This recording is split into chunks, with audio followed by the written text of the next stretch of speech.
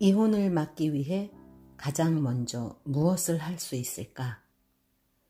그것은 바로 전후 사정과 잘잘못을 따지기에 앞서 상대 배우자에 대한 자신의 태도를 바꾸어야 한다는 것입니다.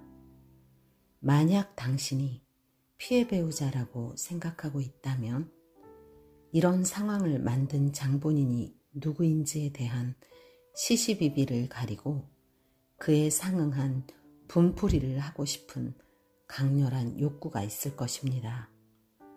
또한 이토록 고통스러운 자신에 대한 보상을 받고 싶은 마음이 당연한 것처럼 느껴질 것입니다. 그러나 이러한 생각은 당신이 이성적으로 상황을 바라보며 합리적으로 그 상황에 대처할 수 없도록 극렬한 감정이 들끓게 만들 것입니다.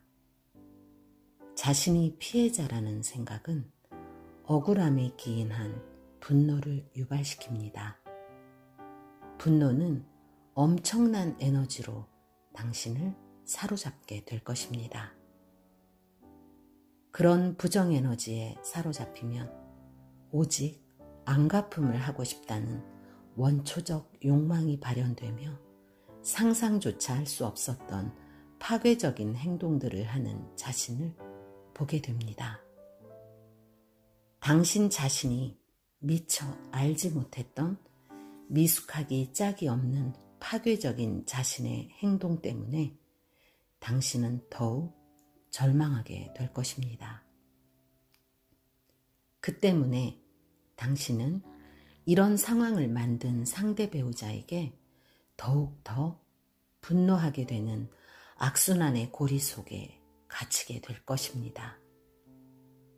문제 앞에서 연약하고 미숙한 자신을 마주한 충격을 감당할 수 없기 때문에 그 짐을 모두 상대에게 던져버리는 것입니다.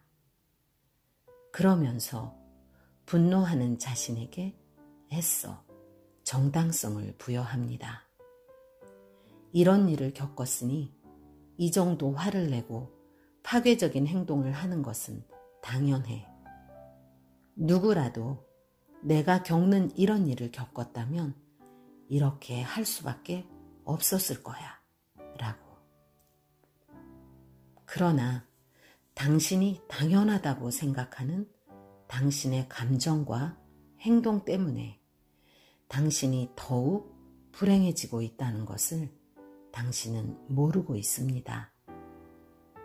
당신이 당신 자신을 건강하게 사랑하고 있다면 어떤 상황 속에서도 자신을 분노라는 불구덩이 속에 던져넣지 않을 것입니다.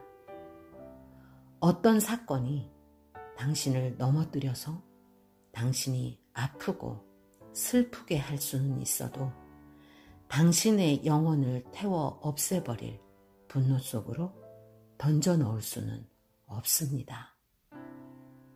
당신이 당연하다고 느끼는 그 분노는 불행하게도 당신이 선택한 것입니다.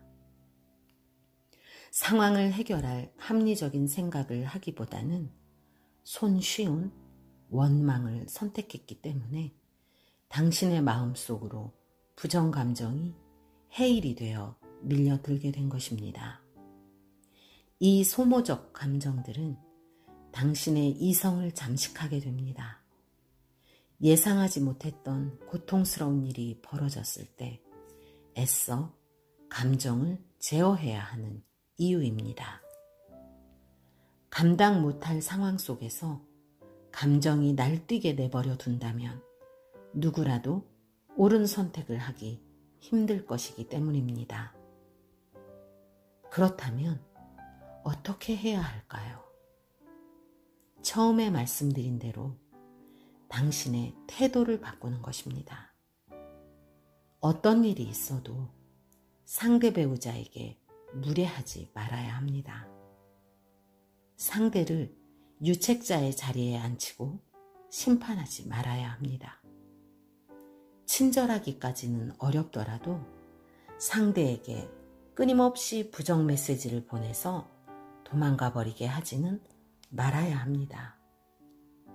자신의 잘못된 행동 때문에 가정의 위기를 몰고 온 당사자도 벌어진 이 일 때문에 고통을 겪는 중이라는 것을 애써서 이해해야 합니다. 상대가 유책자라는 생각은 상대에 대한 자비심을 잃어버리게 만듭니다. 그리하여 그 사람도 연약하고 미숙한 존재라는 사실을 외면하고 신에게나 기대할 수 있는 보상을 도저히 불가능한 상대에게 바라게 합니다. 그러나 상황을 수습하기 위해서는 두 사람이 연대하여 총알이 빗발치는 전장을 벗어나야 합니다. 너와 내가 아니라 우리가 되어 상황에 대처해야만 합니다. 어떻게든 상대와 한 편이 되어야만 해결할 수 있는 상황임에도 불구하고 감정에 휘둘려 상대에게 분노와 비난을 퍼붓는다면 둘 다 날아오는 총탄에 맞아 죽을 수밖에 없다는 냉정한 결말을 받아들여야만 할 것입니다. 제발 어떻게 해야 두 사람이 한 팀이 되어 해결해 나갈 수 있을지를 생각하세요. 잘못을 저지른 상대방이 나와 기꺼이 한 팀이 되게 하려면 그 사람을 어떻게 대해야 할지를 생각하세요. 자신의 잘못이 용서받지 못할 것이라는 두려움을 갖게 되면 상대는 엄청난 이기심에 사로잡혀 자신을 지키기에 급급하게 되고 그 이기심은 결국 당신을 더 큰 분노와 절망 속으로 밀어넣을 것이며 격발된 감정 때문에 현실은 뒷전이 되어 가정을 지키겠다는 의지 따위는 설 자리를 잃게 된다는 것입니다. 이 무한 반복되는 저주에 빠지지 않는 방법은 당신이 먼저 당신의 태도를 바꾸는 일뿐입니다. 왜? 왜 내가 해야 해? 라고 생각한다면 당신의 가정은 피폐해지고 말 것입니다. 상대가 아무리 용서를 빌어도 당신은 오래오래 용서하지 못하게 될 것이기 때문입니다. 너 때문이야의 저주는 한 번 걸려들면 헤어나오기가 너무나 어렵기 때문입니다. 그 저주의 굴레 속으로 끌려 들어가지 않도록 조심하셔야 합니다. 그렇기 때문에 무례하면 안 됩니다. 무례를 통해 정제되지 않은 날것의 감정이 쏟아져 나오기 시작하면 막장 드라마가 시작되어 버리니까요. 벌어진 사건 자체보다 그 사건을 다루는 방식 때문에 가정이 더욱 크게 상처 입게 된다는 것을 뼈저리게 이해해야 합니다.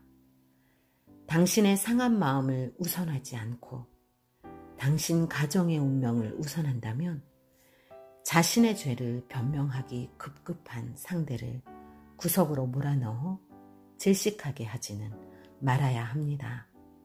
상대의 자리를 보존해주고 상황 정리를 한 후 조심스럽고 어른스럽게 상한 감정들을 함께 처리해 가야 합니다. 당신은 합리적이고 지혜로운 방법을 찾아낼 것입니다. 당신에게는 가정을 지켜야 할 많은 이유가 있기 때문입니다. 시청해 주셔서 감사합니다. 좋아요와 구독, 알람 설정을 해주시면 더 좋은 영상으로 여러분들 찾아뵙겠습니다. 감사합니다.